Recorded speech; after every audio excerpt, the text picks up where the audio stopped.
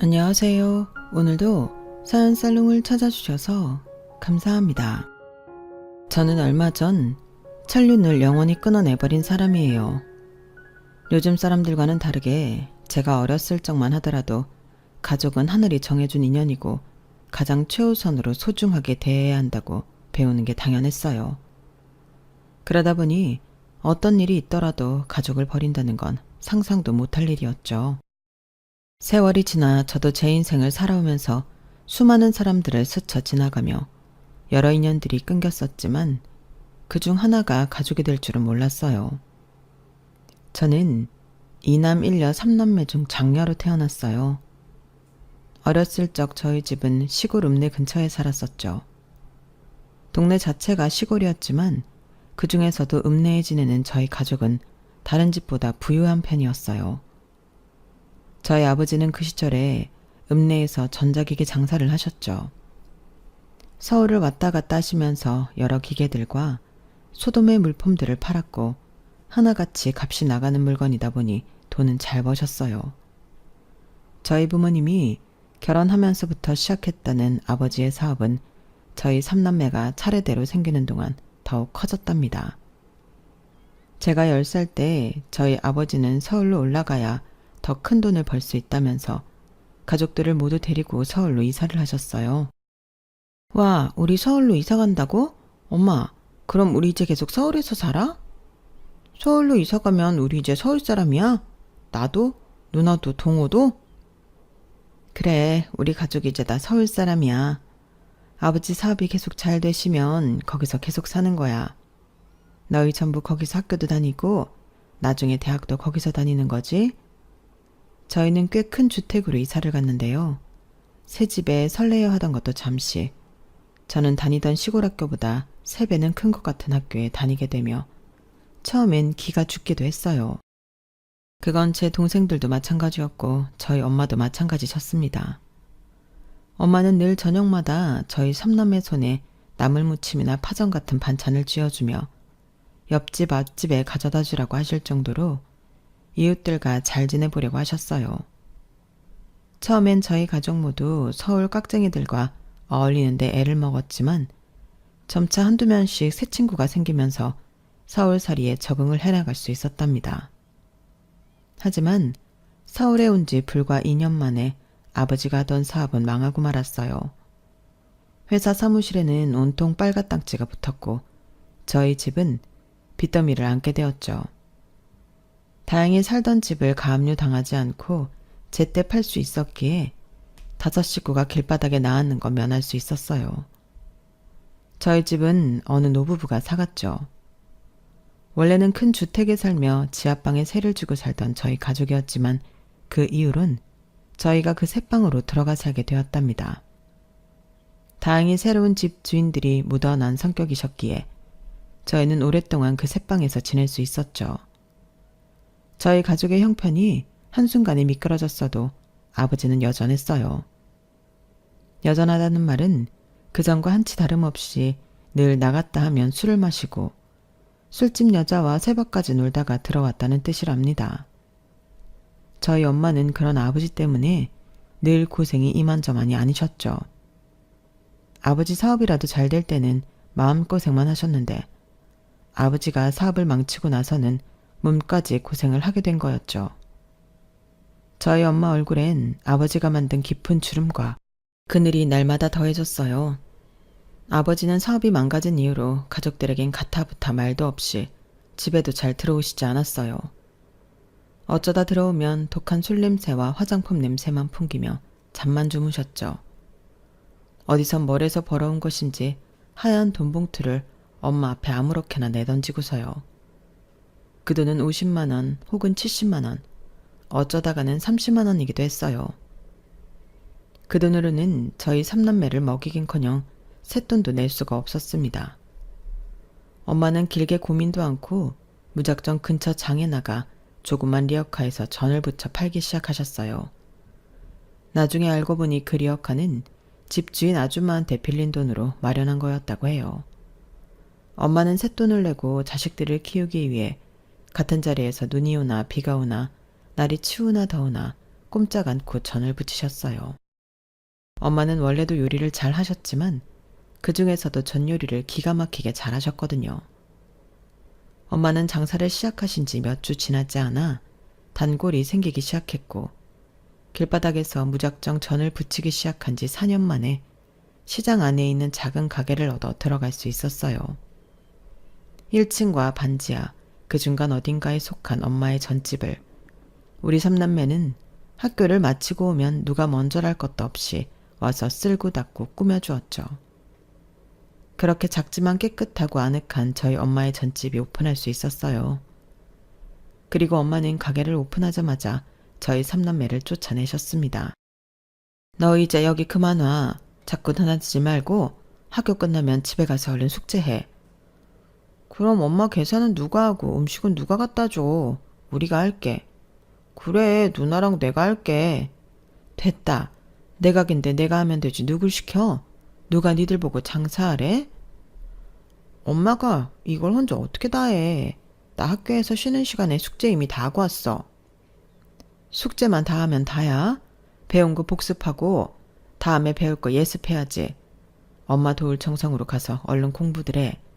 그게 우리 집안이 사는 길이야. 알았어? 나 저번 시험도 100점 맞았는데? 그럼 다음 시험도 100점 맞아야지. 옛말에 맹모 삼천지교라고 학생이 이런 데 오는 거 아니야. 가서 공부하고 나중에 돈 많이 벌면 그때 엄마 도와주던가 해. 응? 엄마는 저희를 다시 집으로 돌려보냈고 저희는 엄마 말씀대로 각자 열심히 공부를 했어요. 엄마의 손이 늘 기름에 데인 상처투성이라는 걸 기억하고 고운 사모님 손이었던 엄마의 손끝이 다 뭉툭해지는 걸 기억하면서요. 그래서였는지 저는 늘 좋은 성적을 받을 수 있었습니다. 진로를 고민할 시기가 왔을 때 처음엔 의사가 되고 싶다는 꿈을 꾸었지만 저희 집 형편에 제가 아무리 공부를 잘해도 의대를 진학하는 건 무리일 것 같더라고요. 그래서 대신 약사를 선택했습니다. 약대에 들어가 아르바이트를 하며 공부를 했죠.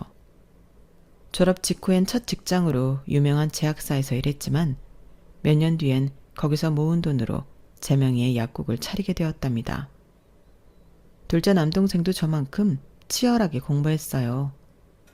사실 둘째는 저희 삼남매 중 가장 좋은 학교를 들어갔죠. 이름만 대면 다 아는 그런 학교에 무려 장학금을 받고 들어갔어요. 그리고 그곳에서도 대학 학비보다 더 많은 장학금을 받은 만큼 좋은 성적을 유지했죠. 결국 4학년이 끝나기도 전에 대기업을 들어가게 되었고요. 반면 막내 남동생은 저희 둘과는 조금 결이 달랐어요. 그렇다고 성적이 나빴다는 건 아니었고 늘 중상위권을 유지하긴 했죠. 다만 저와 둘째 때문에 자꾸 기가 눌리는 것 같았어요. 저희야 워낙 도끼로 똘똘 뭉친 사람들이지만 막내는 조금 유약한 면이 있었거든요. 적성도 공부 쪽이 아닌 것 같았고요. 그런 막내를 둘째는 늘 몰아세웠고 저는 늘 다독였어요. 동호 너 어제 모의고사 끝나고 세영이랑 노래방 갔어?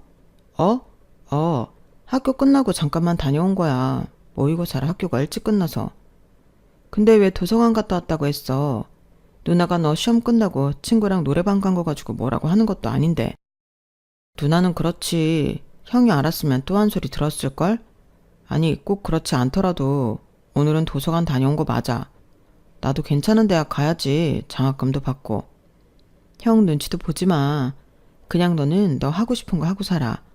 뭘 하든 밥벌이만 하면 돼. 형도 그거 걱정해서 그러는 거야. 이제 누나랑 형이 둘 다 돈 버니까 너는 그냥 너 하고 싶은 거 해. 말은 그렇게 했지만 저는 사실 둘째가 막내가 아버지를 닮을까봐 두려운 마음에 잔소리를 하는 걸 알고 있었어요. 솔직히 저도 그런 걱정을 내심 품고는 있었고요. 막내는 우리 중 혼자 아버지를 판박이처럼 닮은 외모를 가졌고 또 아버지처럼 사람을 좋아하고 잘 다루는 면이 있었거든요. 게다가 TV에 나오는 가수들의 노래나 춤도 곧잘 따라하는 게 음주 가무를 좋아하는 아버지랑 겹쳐서 보였던 것도 사실입니다. 물론 막내는 어려서부터 술, 담배 하는 못된 아이들과는 거리가 먼 순박한 아이였기에 저는 애써 불안한 마음을 외면하고 지냈던 거죠.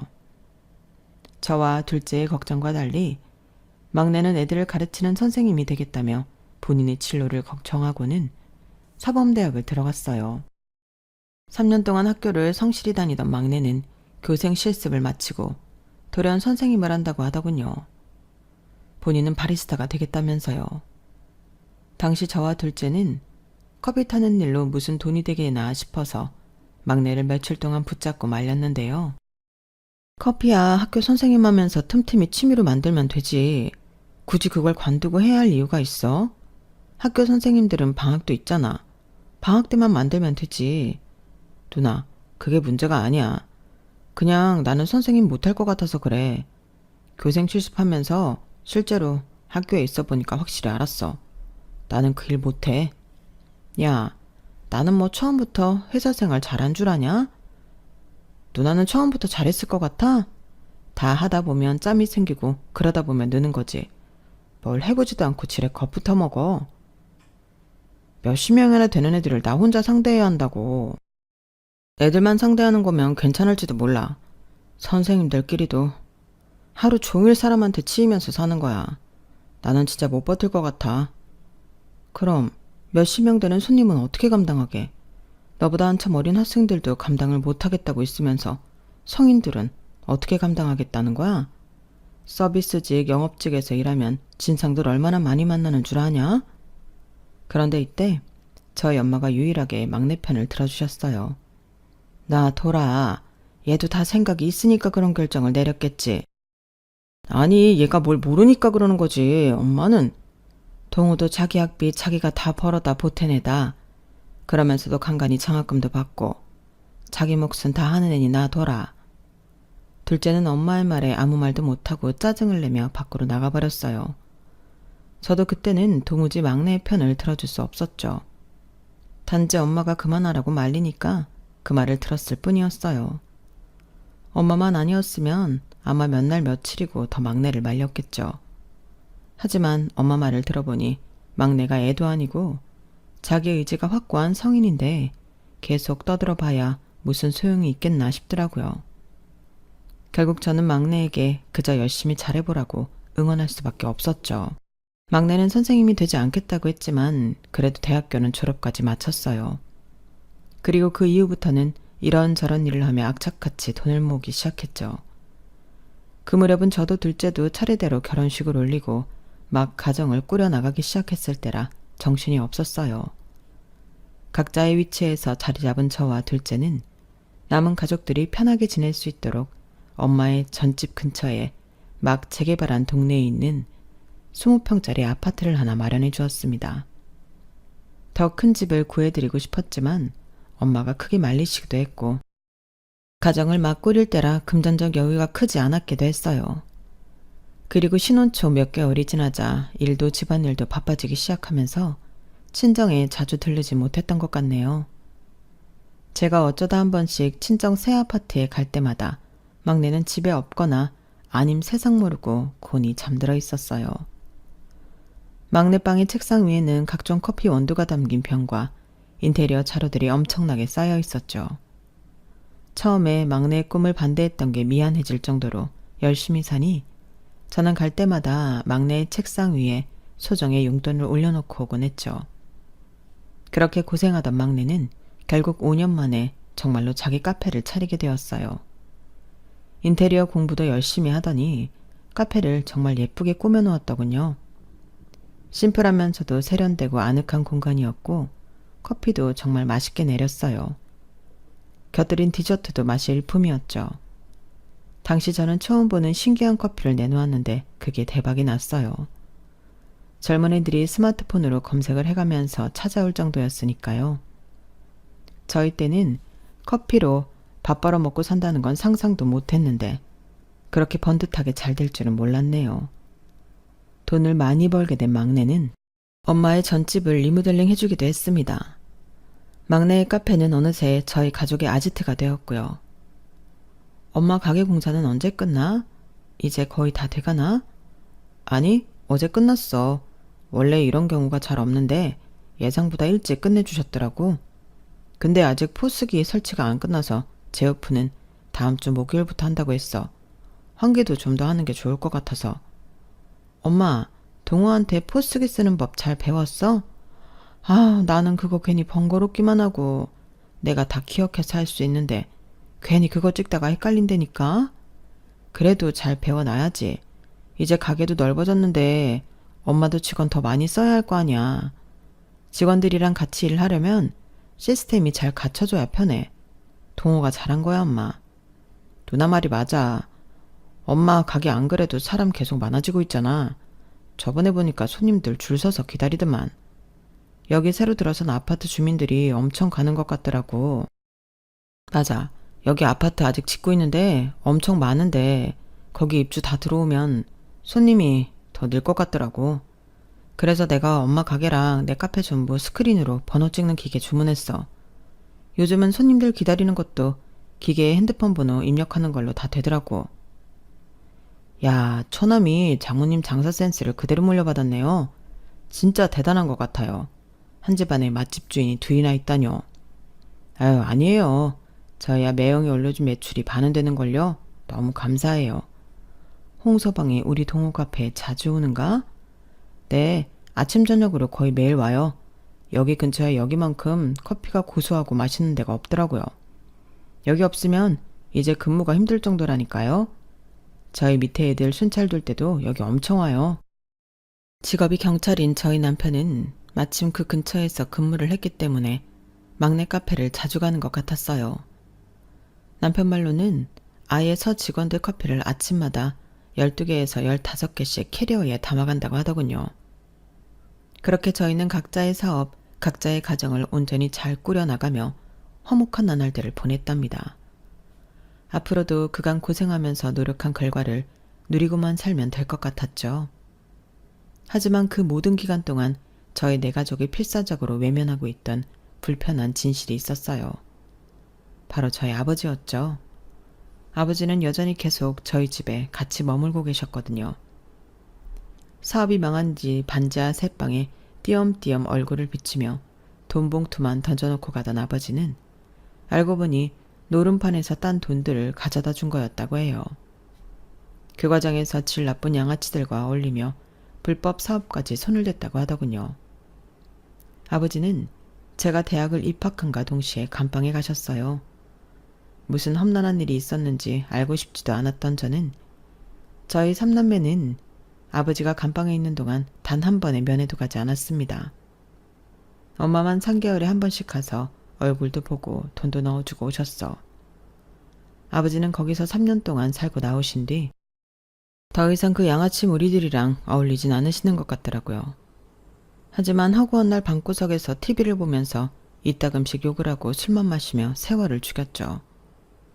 아무것도 안 하고 저희 가족들이 다 같이 모여 있을 때도 문을 잠그고 나오질 않으셨어요. 엄마는 그런 아버지한테 별 말하지 않으시면서 매일 일 나가기 전에 식탁 위에 10,000원 한 장만 올려놓고 나오신다고 하셨죠. 아버지는 그 돈을 받으면서도 술값을 따로 지불하기 싫다며 어느 순간부터 자꾸 엄마 가게로 가서 술을 마구잡이로 마시기 시작했어요. 그러다 술에 취하면 온갖 진상을 부렸죠. 다행인지 당시 대학교 졸업 전 취업이 확정되어 여유가 있던 둘째가 매일같이 그런 아버지를 엄마 가게에서 끌어냈습니다. 이 싸가지 없는 자식이 이거 안 놔? 이 자식이 지혜비한테? 그만 진상 피고 당장 나와요. 술병 안 내려놔요? 엄마 가게에 그만 좀 들락거리라고요. 내가 이 집안 가장이야. 내 가족 가게에서 술 좀 먹겠다는데 네가 뭔데 이래라 저래라야. 아버지가 언제 가장 노릇 똑바로 했다고 그런 소리래요. 우리는 애초에 아버지 도움까지는 바라지도 않아요. 그러니까 재 뿌리는 짓은 좀 하지 말라고요. 아버지 때문에 단골들 다 내쫓게 생겼잖아요. 아버지가 주먹을 휘둘러도 둘째한테는 상대가 되지 못했어요. 아버지는 이미 늙고 술에 잔뜩 취한 상태였고 둘째는 이제 갓 성인이 된 데다 군대까지 다녀온 상태였으니까요. 둘째는 아버지의 뒷덜미든 멱살이든 잡히는 대로 잡아 가게 밖으로 끌어내 던져버렸어요. 엄마가 전부치다 놀라 나와서 뜯어 말릴 정도로 아버지를 거칠게 다루긴 했죠. 하지만 저는 엄마를 말리면서 속으로는 둘째를 늘 응원하는 마음이었답니다. 아버지는 2~3달 정도 둘째와 실랑이를 벌이다가 몇 번 가게 앞에 나동그라진 뒤로는 더 이상 엄마 가게에 찾아가지 않았어요. 저희는 사실 그 전부터 엄마한테 아버지와 이혼하라고 몇 번이나 이야기했는데 엄마는 늘 무슨 이 나이에 이혼이냐며 저희 말을 한 귀로 흘리시기만 했어요. 엄마 땐 이혼 같은 건 원래 꿈도 못 꾸는 거였다면서요. 엄마는 아버지가 할 일이 없어서 한가해서 진상을 부린 거라면서 아는 지인을 통해 근처 오래된 아파트 경비일을 구해다 주셨어요. 하지만 아버지는 딱 3달 뒤 아파트 주민과 시비가 붙어 싸움을 하고 잘렸죠. 그때 경찰서에 가장 먼저 도착했던 건 저였는데 저조차도 더 이상 아버지의 만행을 참을 수가 없더군요. 엄마가 어떤 마음으로 아버지한테 일을 구해다 주셨는지 몰라요? 그나마 아버지 생각하는 건 엄마밖에 없는데 어떻게 이런 짓을 저지를 수가 있어요? 자식이 술 처먹고 노상방뇨를 해대는데 그럼 내가 가만히 있어? 그렇다고 쌈박질을 해요? 아버지가 무슨 깡패예요? 저희는 합의금 한 푼도 안 보태줄 테니까 아버지가 나가서 막노동을 하던 피해자한테 싹싹 빌던 해서 해결하세요. 아무짝에도 쓸모없는 년 같은 이라고. 그러니까 시집도 어디 교통딱지나 때는 허접한 경찰한테 간 거 아니냐. 나가. 너 같은 년 도움은 나도 필요 없어. 아버지는 본인이 되려 큰 소리를 내며 길길이 화를 냈고 결국 뒤늦게 상황을 알게 된 엄마가 그 일들을 다 해결하셨어요. 엄마가 나서니 저도 어쩔 수 없이 피해자에게 합의금을 입금할 수밖에 없었고요. 그 일이 있은 뒤로는 아버지와 저희 3남매와의 관계가 더욱 안 좋아질 수밖에 없었는데요. 엄마는 그 일 이후로 가게를 담보로 대출을 조금 받아 저렴한 상가짜리를 임대해 아버지한테 쥐어주었어요. 아버지는 그 자리에 오락실을 차렸고요. 처음엔 엄마가 대출까지 받으며 그런 일을 한 걸 알고 저희 3남매는 전부 당장 다시 임대자리를 빼라며 엄마를 말렸는데요. 오락실을 차린 이후로는 아버지가 더 이상 아무런 사고를 치지 않고 평온한 나날들이 이어지는 겁니다. 엄마의 말이 맞았던 거죠. 아버지의 생활이 안정되자 저희는 다시 각자의 인생을 안정적으로 꾸려가는 데 집중하며 살았어요. 그렇게 몇 년이 지나 저희 아이들이 교복을 입을 정도로 저도 나이가 들자 아버지에 대한 애잔한 마음이 조금은 생기기도 했죠. 그래서 아버지 칠순 땐 작은 선물을 챙겨드리기도 했어요. 그런데 아버지 칠순이 막 지났을 무렵 저희 가족은 예기치 못한 큰 위기를 겪게 되었어요. 전 세계적으로 시국이 안 좋아지는 시기였고 자영업자들이 하나같이 영업을 종료할 정도로 경기가 침체되었죠. 그나마 엄마 가게는 아직 전을 포장해가는 사람이 많았던 데다 배달 서비스까지 시작하면서 버틸만 했는데요. 문제는 커피만 팔던 막내의 카페였습니다. 매출이 곤두박질치기 시작했고 저희 가족마저 카페에 다 같이 찾아가기 어려웠던 만큼 막내의 카페 적자를 회복하기는 쉽지가 않았어요. 그 상태로 2년 조금 넘게 버티던 막내는 결국 카페 문을 닫을 수밖에 없었죠. 그렇게 공들여 만들었던 카페가 한순간에 문을 닫게 되자 막내는 크게 상심하고 말았어요. 얼굴을 보기도 어려워졌고요. 둘째 회사 내부 사정도 안 좋긴 마찬가지였고 더군다나 약사였던 저는 매일 퇴근할 때마다 녹초가 되어 퇴근에 정신이 없었거든요. 연락이라도 자주 하려고 했는데 막내는 연락이 잘 안 됐고 그나마 엄마와 연락을 하며 막내의 소식을 들을 수가 있었어요. 동호가 언제까지 저렇게 있을지 걱정이야. 저번에 방에 들어가 보니 평생 안 하던 담배를 하는 것 같더라고. 아휴, 용돈이라도 주자니 그건 또 싫어하고. 일단 가만히 두자 엄마. 동호 지금만 잠깐 그렇지 괜찮아질 거야. 엄마도 너무 걱정하지 마. 저번 주말에는 평생 안 하던 술을 하고 들어오는데 어떻게 걱정을 안 하니. 나 닮아서 술도 못하는 애가 얼굴이 빨개지게 취해가지고 들어오는데 동호도 이제 30이 훌쩍 넘었는데 힘들면 술도 한잔하고 그러는 거지. 별로 심각하게 생각하지 마 엄마. 막내 걱정에 한숨을 쉬는 엄마를 안심시키면서 저도 둘째도 당시엔 막내한테 아무런 말도 할 수가 없었습니다. 그저 시간이 지나면서 상황이 나아지길 바랄 수밖에 없었죠. 막내는 매일 저녁마다 집을 나가 택배 상하차를 한다고 하더군요. 그리고 시간이 조금 더 지나 사람들이 다시 예전처럼 외식도 하고 카페에 갈 수 있게 되어도 여전히 그 일을 이어가고 있었습니다. 안색은 눈에 띄게 어두워졌고요. 그렇게 지내던 사이 어느새 엄마의 칠순이 다가왔어요. 환갑 때는 일본 여행을 보내드렸었는데 엄마가 이번에는 그냥 가족끼리 시간을 보냈으면 좋겠다고 하시더라고요. 그래서 친척분들과 함께 간단하게 한 끼 식사하며 소박한 칠순잔치를 보내기로 계획했어요. 하지만 이런 일이 의례 그렇듯 지인들 사이에 얘기가 퍼지며 손님들이 많아졌고 결국 저희는 근처에 있는 호텔 연회장을 빌려 칠순잔치를 열게 되었답니다. 그리고 저는 엄마 칠순잔치에 아버지도 초대를 했어요. 둘째는 그 얘기를 듣자마자 불맨소리를 했죠. 이런 날에 무슨 아버지를 불러. 또 무슨 사고를 치실 줄 알고. 아버지 그동안 사고 안 치고 얌전히 계셨잖아. 이제 연세도 있고 아버지 곁에 아무도 없는데 이럴 때라도 챙겨드려야지. 차라리 나중에 우리끼리랑 식사하는 게 낫지. 괜히 거기서 또 술 드시고 취하면 뒷감당 어떻게 하려고? 네 아버지 술 안 자신 지 좀 됐다. 요즘은 나이를 많이 먹어서인가 성질도 많이 죽었고. 가족 친지 다 모이는 자리에 아버지만 쏙 빼놓는 것도 사람들 보기에 좋은 거 아니야. 엄마의 말에 둘째는 더 이상 아무 말도 하지 않았어요. 결국 저희 5가족과 친척, 지인들이 모두 참여한 칠순잔치가 열리게 되었죠. 평소 인망이 좋았던 엄마였기에 모인 손님들 모두 진심으로 엄마를 축하해 주었어요. 다들 반갑게 인사를 나누며 안부를 주고받으니 저랑 둘째는 동시에 굉장히 바빠졌죠. 저희가 바빴던 이유는 아무래도 막내가 신경 쓰였기 때문이에요. 상황이 좋지 않았던 막내는 자기 얘기를 최대한 안 하려고 말을 아끼고 있었거든요. 누가 막내한테 말을 걸으면 저랑 둘째가 얼른 끼어들며 그런 막내를 신경 쓰느라 정신이 없었던 거죠. 조금 위태롭긴 했지만 그래도 칠순잔치는 화기애애한 분위기로 잘 마무리되어 가고 있었어요. 식사가 거의 끝날 때쯤 저는 혼자 연회장을 나와 미리 정산을 끝내려고 했는데요. 그런데 손님들한테 받았던 현금을 모두 모아둔 쇼핑백이 사라졌다는 겁니다. 네? 왜 없어요? 누가 가져갔어요? 그거 좀 전에 막내 아드님이 가져가셨는데요. 정산 미리 하신다고. 막내가요? 그럴 리가요. 저는 전달받은 바가 없는데 저희 막내인 게 확실해요? 네. 내내 안에 계시면서 식사도 하시고 와인 많이 드신 분이셨는데 안에 있던 사람이었다고요?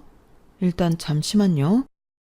혹시 저희 애들이나 조카들이 가져간 건가 싶어 확인해봤지만 애들은 노느라 그런 쇼핑백이 있는지도 몰랐다고 하더군요.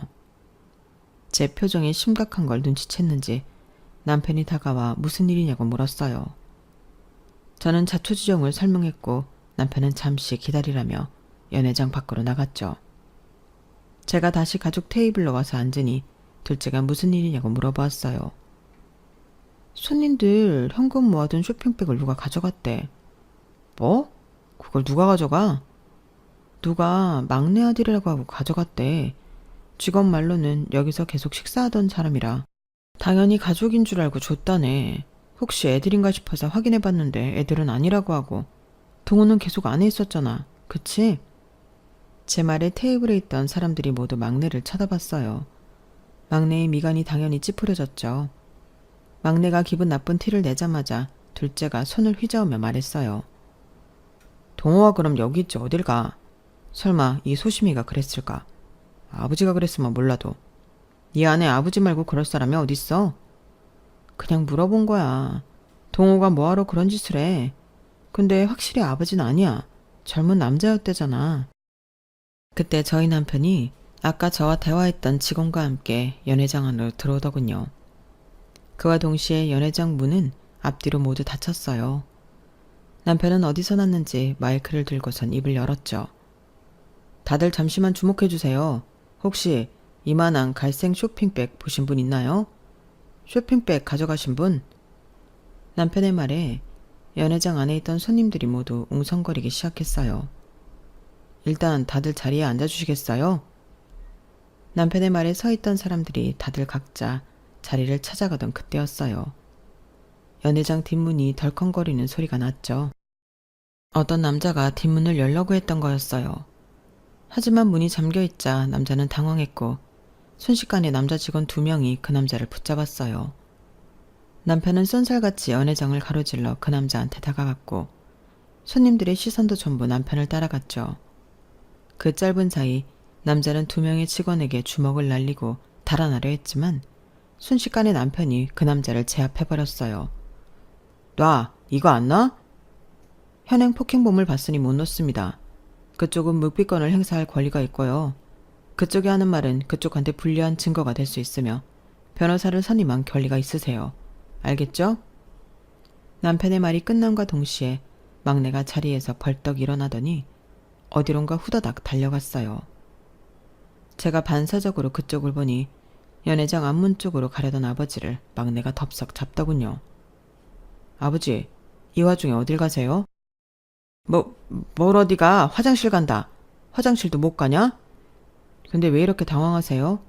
뭐 찔리는 거라도 있으신 모양이에요. 막내의 말에 아버지는 아무 말도 못하고 어버버거렸고 막내는 그런 아버지를 붙잡고 남편이 있는 쪽으로 다가갔어요. 그러자 연회장 안에 있던 모든 사람들이 헉 하고 놀랐습니다. 아버지와 그 남자가 나란히 있자 2사람이 놀라울 정도로 똑같이 생긴 게 보였기 때문이었죠. 가까이 다가가 그 꼴을 본 저희 가족들은 모두 할 말을 잃고 말았네요. 굳어버린 저희 3남매 대신 남편이 그 남자에게 물었어요.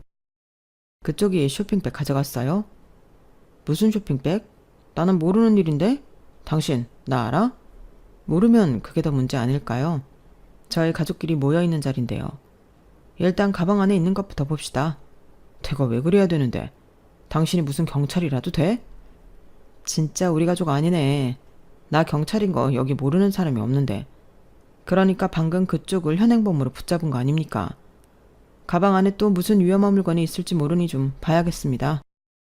그 남자는 몸부림을 치며 저항했지만 지켜보던 손님들 중 몇몇 남자들이 후다닥 다가가 남편 대신 그 남자의 가방을 빼앗아 안을 살펴보았어요. 아니나 다를까 저희가 찾던 쇼핑백이 그대로 나왔죠. 그걸 본 남편은 곧바로 가서 조사를 받고 얘기했어요. 경찰서를 간다는 말에 그 남자는 더 격하게 저항했지만 이미 여러 명에게 제압을 당하고 있었기에 소용이 없었죠. 이 기가 막힌 광경에 둘째가 아버지한테 버럭 화를 냈어요. 아버지는 이 인간이랑 대체 무슨 관계예요? 둘이 뭐 똑같이 생긴 건 둘째치고 어떻게 이 인간이 잡히자마자 도망칠 생각부터 했냐고요? 도망치긴 뭘 도망쳐? 난 그냥 화장실 좀 가려고 했을 뿐이다. 왜 괜히 생사람을 잡아? 아버지가 발뺌하자 갑자기 남편에게 잡혀있던 도둑놈이 눈을 번뜩이며 입을 열었어요. 저 사람이 제 아버지예요. 저는 김춘식 씨 사생아고요. 저는 이 돈을 훔칠 생각이 없었는데 아버지가 저한테 시킨 겁니다. 그게 아니면 제가 어떻게 알고 여기 들어와서 쇼핑백 위치까지 알았겠어요. 김춘식이 저한테 시킨 거예요. 갑자기 불쌍한 척을 하는 도둑놈의 말에 연회장 안에 있던 사람들은 전부 아버지를 쳐다봤어요. 사실 거기 있는 모두가 붕어빵처럼 닮은 2사람을 보고 당연히 눈치는 채고 있었어요. 특히 저희 가족들은 남봉꾼이었던 아버지한테 사생아가 있다는 게 놀랍지도 않았고요. 다만 그 사생아를 시켜 엄마 칠순잔치에 모인 돈을 훔치려고 했다는 게 기가 막힐 뿐이었죠. 저는 머리 끝까지 화가 나서 소리를 질렀어요. 아버지는 대체 뭐가 문제예요? 엄마가 아버지 하나 사람 만들겠다고 가게 담보로 오락실까지 차려줬는데 이딴 식으로 뒤통수를 쳐요? 사위가 버젓이 경찰인 거 알면서도 이딴 짓을 저지를 생각을 해요. 최근엔 사고 좀 안 치고 얌전해졌나 싶었더니 어떻게 이딴 짓을 저질러요? 어디서 시접다는 놈을 갖다가 경찰이라고? 네 남편이 뭐 형사라도 돼? 너 쟤 알아? 쟤를 언제부터 알았다고 제가 하는 말을 그렇게 철석같이 믿어? 나는 모르는 인간이야. 저딴 사생아 둔 적도 없다고. 어이가 없네. 매형 형사 맞거든요. 그간 가족들 돈은 다 빨아먹고 살면서 그걸 몰랐어요. 아버지만 빼고 여기 있는 사람들 매형 형사인 거 다 알아요. 그리고 누가 봐도 아버지랑 똑같이 생긴 놈이구만. 뭐가 아버지 아들이 아니에요. 난 저런 양아치 새끼를 내 아들로 둔 적이 없어. 아버지가 끝까지 부인하자 갑자기 그 도둑놈이 아버지한테 화를 내며 협박을 하더군요. 이 노친네가 노망이 났나? 말 조심하지 못해? 애초에 왜 이딴 짓을 시작했는지 잊었어? 아버지가 운영한다던 그 오락실인지 뭔지, 거기서 뭘 하고 있는지 내가 형사 앞에서 떠벌려줘? 어? 금세 다시 포악해진 도둑놈의 말에 아버지는 벙어리라도 된 양 입을 꾹 다물었고, 그때 마침 잠겨있던 연회장 뒷문이 열리면서 남편의 동료 3명이 들어왔어요. 남편은 동료들과 함께 두 사람을 붙들고 경찰서로 데리고 갔죠. 손님들이 웅성거리는 동안 저는 얼른 쇼핑백을 들고 정산을 마친 뒤 서둘러 손님들을 보냈어요. 엄마의 칠순잔치는 그렇게 급하게 끝이 났죠. 그 모든 난리 속에서 엄마는 의외로 덤덤한 표정으로 계셨습니다. 괜찮냐고 물어보니 고개만 살짝 끄덕일 뿐 아무 말씀도 하지 않으셨죠. 저는 일단 엄마랑 막내를 모두 저희 집으로 데려갔어요. 순간 도둑으로 몰릴 뻔한 막내도 심적으로 타격이 있을 것 같아서 두 사람만 집으로 보내기 불안했거든요. 몇 시간 뒤 남편에게 연락이 왔는데요. 사건의 전말은 이랬어요. 막내보다 5살이나 어린 사생아는 이미 20살 때부터 폭행, 사기 등의 전과가 8개나 있었던 아주 전형적인 양아치였다고 해요. 아버지는 엄마가 마련해준 오락실에서 불법 도박장을 열어 운영하고 있었는데 큰 돈을 버는 것도 잠시였고, 당시 막 감방에서 출소했던 사생아에게 버는 돈을 족족 빼앗겼다고 합니다. 사생아는 아버지한테 경찰에 신고한다, 가족들한테 자신의 존재를 알리겠다, 가족들한테 여기가 도박장이라고 얘기해버리겠다 등등 다양한 협박을 해오면서 몇 년 동안 아버지의 돈을 탈탈 털어갔던 거죠. 시간이 지나며 도박장에서 나오는 돈이 점점 작아지자 협박에 시달리던 아버지는 마지막으로 목돈 한번 안겨줄 테니 그거 들고 가서 그만 좀 괴롭히라며 엄마 칠순잔치에 모인 돈을 훔쳐가라고 시킨 것이었어요. 자초지종을 듣고 나니 아버지한테 학을 떼게 되더군요. 저야 이미 연회장서부터 아버지에게 오만정이 다 떨어졌지만 엄마는 어떨지 걱정이 되었어요. 저는 깊은 고민 끝에 엄마한테 사실을 이야기해 주기로 결심했습니다. 그날 저녁 애들을 다 재우고 엄마랑 막내를 안방으로 불러 조용히 이 얘기들을 전부 전달했어요. 엄마는 한동안 말이 없으셨죠. 엄마, 괜찮아. 사실 아버지가 젊었을 적에 얼마나 방탕하게 살았는지 알긴 했잖아. 나는 그렇게까지 충격도 아니던데. 그치? 우리가 아버지를 모르는 것도 아니었잖아. 저는 엄마가 혹시나 충격을 받았을까봐 일부러 아무렇지 않다는 얘기를 했는데요. 엄마는 낮은 목소리로 이렇게 이야기하셨어요. 그래, 충격받을 일도 아닌 게 맞다. 그냥 내가 너무 바보 같아서 그렇지. 그딴 인간 계속 바꿔보겠다고 미련을 못 버렸던 게 네 아버지한테서 더 이상 술 냄새가 안 나길래 정말 네 아버지가 변했다고 생각했다. 내가 바보였지, 바보였어. 무슨 소리야, 그렇게 생각하지 마. 엄마가 바보 같은 게 아니라 아버지가 그만큼 나쁜 거야. 엄마 잘못은 요만큼도 없어. 우리 중 아무도 그렇게 생각 안 해. 누나 말이 맞아, 엄마. 왜 그런 생각을 해? 바보 같지, 그럼. 내가 그 인간을 똑바로 보고 판단했으면 오늘처럼 가족 친지들 앞에서 내 자식들 바보 만드는 일은 없었을 거 아니냐. 애꿎은 동호만 누명 쓸 뻔하고 말이야. 너희가 예전에 이혼하라고 했을 때 그때 했었어야 했다. 내 새끼들 이런 꼴 당하기 전에 나라도. 그래, 이제라도 법적으로 얼른 남남이 되어야겠어. 나 니네 아버지랑 이제 이혼할란다. 엄마의 말이 끝나자마자 막내가 그런 엄마를 안아주었어요. 너무 잘 생각했어. 우리가 도와줄 테니 얼른 이혼해. 그리고 아버지 일은 엄마 잘못 진짜 아니야. 우리 중 아무도 그렇게 생각 안 하고 그게 사실이야. 어차피 형이랑 누나는 처음부터 내가 범인이라고 의심하지도 않았어. 동호 말이 맞아. 얘가 그럴 애 아닌 건 누구보다 나랑 준호가 잘 알아. 거기 있는 사람들 전부 알고 있었고 엄마가 걱정할 일 하나도 없어.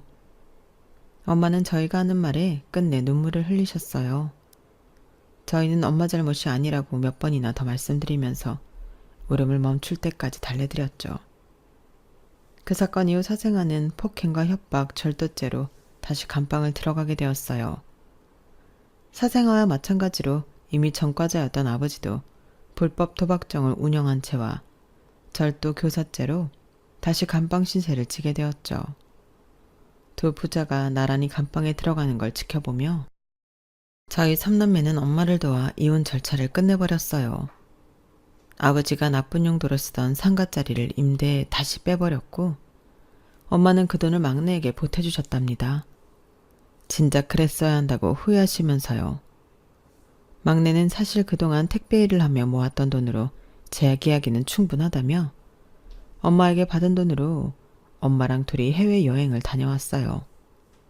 그리고도 돈이 남는다며 남은 돈을 모조리 엄마한테 효도하는데 착실히 쓰고 있네요. 막내는 그간 일하며 모은 돈을 나눠 회사가 모여있는 동네에는 4평짜리 작은 카페를, 재개발된 동네 안에 있는 초등학교 앞에는 무인 아이스크림점을 열었어요. 괜한 인테리어 욕심을 부리기보다는 최소한의 자본을 들여야 망해도 손해가 덜하다나요? 말은 시니컬하게 하면서도 다시 자기 가게를 운영하는 막내의 얼굴에 예전과 같은 활기가 도는 것 같아 저는 한시름 놓을 수 있었답니다. 저희 가족은 이제 정말로 오기 티 없이 평온하고 행복한 일상을 되찾았어요. 막내의 카페 대신 아버지가 없는 친정집이 저희 가족의 새로운 아지트가 되었거든요. 아버지와는 절연을 설원한 저희 네 가족은 앞으로도 지금처럼 평화로운 날들만 가득하길 기대하고 있어요. 지금까지 저희 가족의 이야기를 들어주셔서 감사합니다. 여러분들의 가족들과는 항상 행복한 일만 가득하시길 바랍니다. 여러분, 사연 댓글에 응원과 현명한 조언 부탁드려요. 좋아요와 구독은 저에게 큰 힘이 됩니다. 오늘도 좋은 일 가득하세요.